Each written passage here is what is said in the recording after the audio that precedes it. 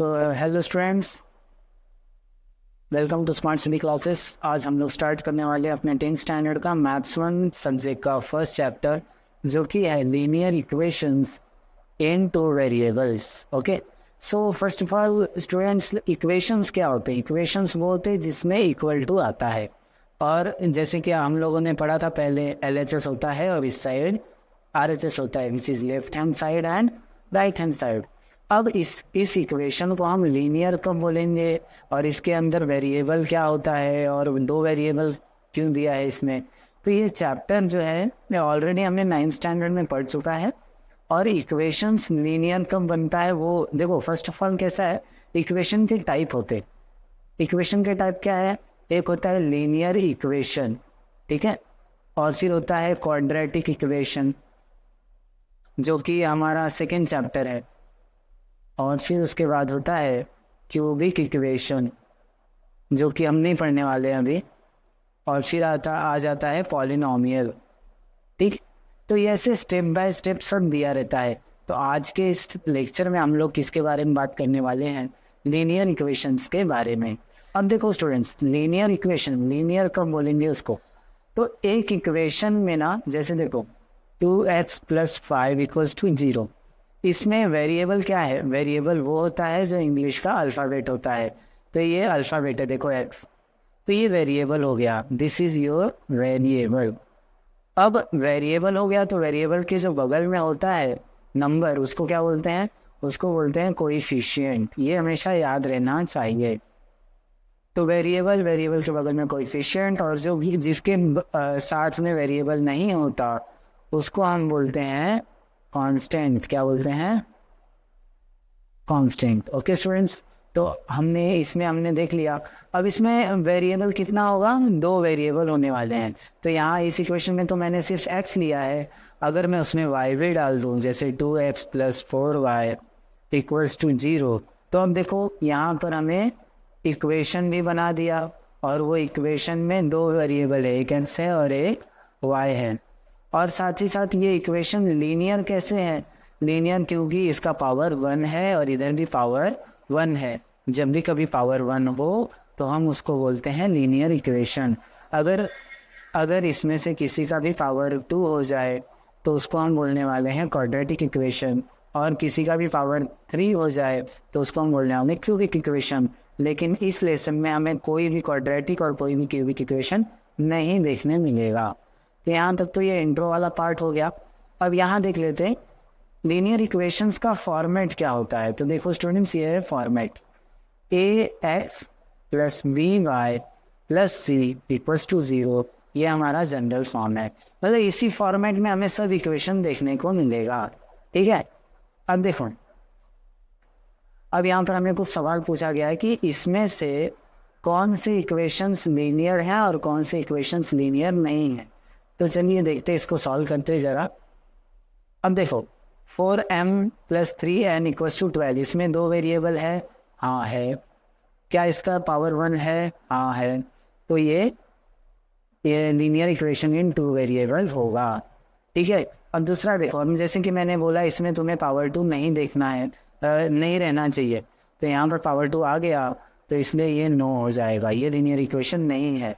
अब देखो स्टूडेंट्स, ये इसका पावर 1 है, यहाँ पर वेरिएबल का पावर 1 है, और ये इक्वेशन भी है, 2 वेरिएबल है, तो ये रहेगा। So this is yes. अब यहाँ पर देखो 2 वेरिएबल है, दोनों वेरिएबल लीनियर भी है, लेकिन ये वेरिएबल के बगल में 0 आ गया है। 0 होने की वजह से वेरिएबल की वैल्यू ख़त्म हो जाती है। 0 × x 0 हो जाएगा, तो सिर्फ एक ही वेरिएबल बचेगा। तो हमें 2 वेरिएबल चाहिए, तो इसलिए ये 9 है। ठीक है, यहाँ पर 0y आ गया, तो इसलिए ये भी 9 है। तो यहाँ पर देखो x और y नीचे हो जाएगा तो भी 9 हो जाएगा, क्योंकि नीचे का पावर अगर ऊपर आएगा ना तो x 1 नहीं रहेगा, -1 रहेगा। सो हमें -1 नहीं चाहिए, हमें 1 चाहिए, तो इसलिए ये 9 है। अब यहाँ पर देखो y का पावर 1 है, x का पावर 1 है, y का पावर 1 है, लेकिन ये दोनों एक ही साथ जुड़े हुए हैं, तो दोनों को मिल के पावर 2 हो जा रहा है। सो ये पावर 2 नहीं चाहिए, तो इसलिए ये 9 हो जाएगा। सो हमने ये पहचान लिया कि कैसे कोई लीनियर इक्वेशन होगा, कैसे नहीं होगा। सो अब हम उसको यूज़ करके हम सॉल्व करने की कोशिश करेंगे। ऑलरेडी हमने सॉल्व किया हुआ है 9th स्टैंडर्ड में, हमने इक्वेशंस को सॉल्व करना सीखा है, जिसमें हमने तरीका क्या, 2 तरीका हमने पढ़ा था। एक पढ़ा था एलिमिनेशन मेथड और दूसरा पढ़ा था सब्स्टिट्यूशन मेथड, ठीक है। सो तुम लोग दोनों में से कौन सा भी यूज़ कर सकते हो। मैं यहाँ पे एलिमिनेशंस को ज़्यादा प्रीफर करूँगा। सो एक बार रिकॉल करा देता हूँ एलिमिनेशन में क्या होता था, बहुत सारे लोग भूल गए होंगे। सो यहाँ देखो, हमें ना कैसा है, 2 इक्वेशन दिया हुआ रहेगा, इक्वेशन 1 इक्वेशन 2। इसको हमने इक्वेशन 1 मान लिया, इसको इक्वेशन 2 मान लिया। अब देखो यहाँ 5 है, यहाँ 3 है, सेम सेम नहीं है, और यहाँ पे 3 है और यहाँ पे 1 है, तो ये भी सेम सेम नहीं है। तो हम क्या करेंगे, हमें पहले नंबर सेम करना होता है।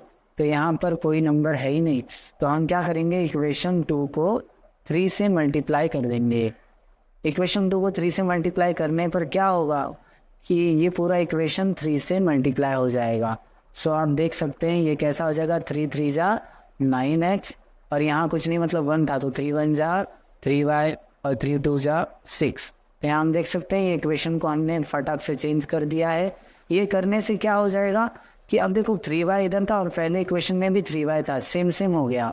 अब सेम सेम हो गया, अब हम साइन देखेंगे। अगर मैंने बताया था तुम लोग को, अगर याद होगा, अगर साइन सेम होगा तो उसको करेंगे सब्ट्रैक्ट, ओके। और अगर साइन अलग अलग होगा तो उसको करेंगे ऐड, ओके। ये ट्रिक हमेशा याद रखो। तो अब देखो यहाँ पर माइनस है और यहाँ पर प्लस है, यानी कि साइन अलग अलग है, तो हम लोग ऐड करने वाले हैं इक्वेशन 1 और इक्वेशन 3 को। तो 1 और 3 को ऐड करते हुए यहाँ पर हम क्या करेंगे, -3y + 3y कैंसिल हो जाएगा, 9 + 4 + 5 + 9 कितना हो जाएगा 14x, 6 + 8 कितना हो जाएगा 14।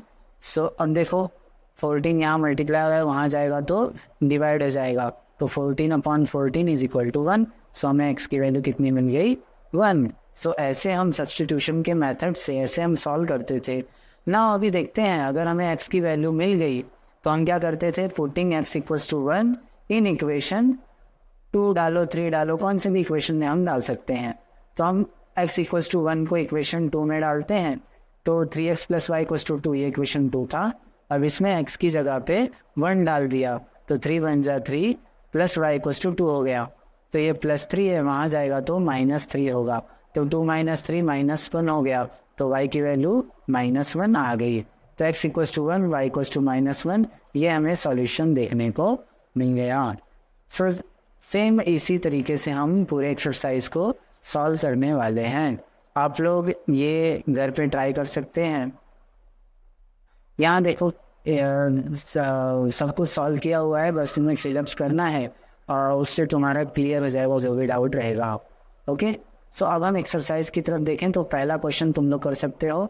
देखो यहाँ पे क्या हो रहा है, ये +3y था इक्वेशन 1 और ये इक्वेशन 2, देखो -3y सेम सेम है, साइन अलग अलग है, तो ऐड कर देंगे। ऐड किया, कट हो गया, 5 + 2 7x हो गया, x ऑलरेडी दिया है।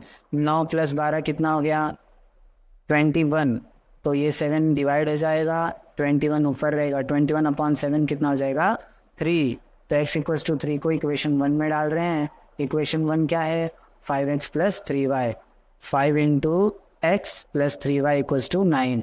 तो x की वैल्यू कितनी आई है हमारे पास, x की वैल्यू आई है 3, तो 5 3 जा 15 हो जाएगा, 5 3 जा 15 + 3y = 9 हो जाएगा। अब यहाँ पर 3y ही रहेगा और ये +15 वहाँ जाके -15 हो जाएगा। सो 9 - 15, 9 में से 15 गया, 6 होगा, बड़ा नंबर माइनस है तो माइनस हो जाएगा, -6/3 हो जाएगा -2। तो x की वैल्यू 3, y की वैल्यू -2, ऐसा लिखेंगे और हमारा ये क्वेश्चन सॉल्व हो जाएगा। सो आई होप अब ये क्वेश्चन नंबर 2 तुम लोग सॉल्व कर सकते हो। इसमें से first, second, third, fourth, fifth मतलब तुम लोग इजीली सॉल्व कर सकते हो, पूरा 9th स्टैंडर्ड जैसा ही है। अब 6th वाला कैसे करेंगे, 7th वाला कैसे करेंगे और 8th वाला कैसे करेंगे, ये हम नेक्स्ट लेक्चर में जानेंगे। तब तक के लिए आप लोग इतना जो सब मैंने बताया उसको प्रैक्टिस करो घर पे, और कोई भी डाउट रहेगा तो मुझे पूछो और मैं 6 7 8 को बाद में सॉल्व करके दिखाऊंगा। So till then keep learning, bye.